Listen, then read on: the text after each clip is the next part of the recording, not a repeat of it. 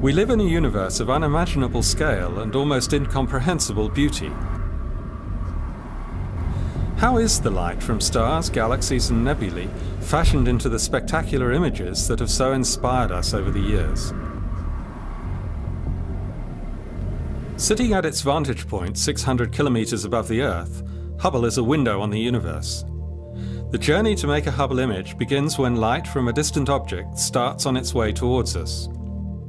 After traveling across the vast distances of space, it is captured by Hubble with its 2.4-meter wide mirror.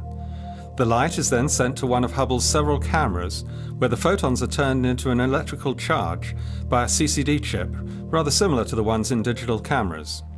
The advanced camera for surveys, for example, contains over 16 million picture elements or pixels.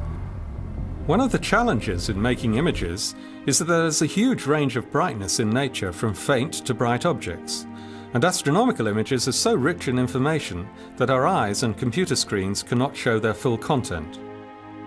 Nature can be difficult to capture in a single photograph, and most of us have encountered situations like the following. Imagine you try to take a picture of a landscape.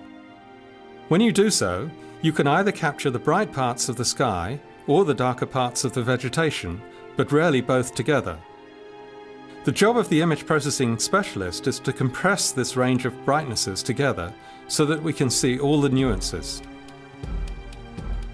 Image experts use the program FITS Liberator, pioneered by ESA, ESO and NASA, to produce a magnificent rich image which can be interpreted by our eyes.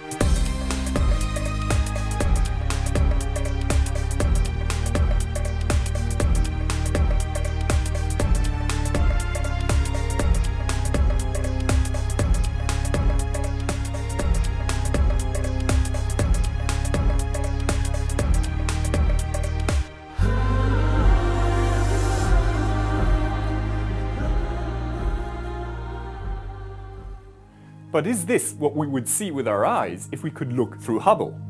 Well, not really. Look at this image of the Cigar Galaxy. This is what Hubble sees in visible light.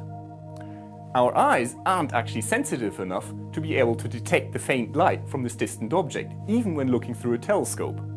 The reason why Hubble's instruments can do it is because they can gather and add up the light over an extended period of time, which is something our eyes can't do.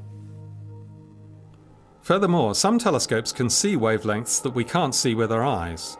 This multi-wavelength view shows us much more than our eyes, or any one telescope, can see. Parts of this image were made with the Chandra X-ray Observatory in X-rays, and part with the Spitzer Space Telescope in infrared light. In this episode, we have seen how the images that have amazed and intrigued us are created. You too can have a go at making your own images. Just Google for FITS Liberator. This is Dr. J, signing off for the Hubblecast. Once again, nature has surprised us beyond our wildest imagination.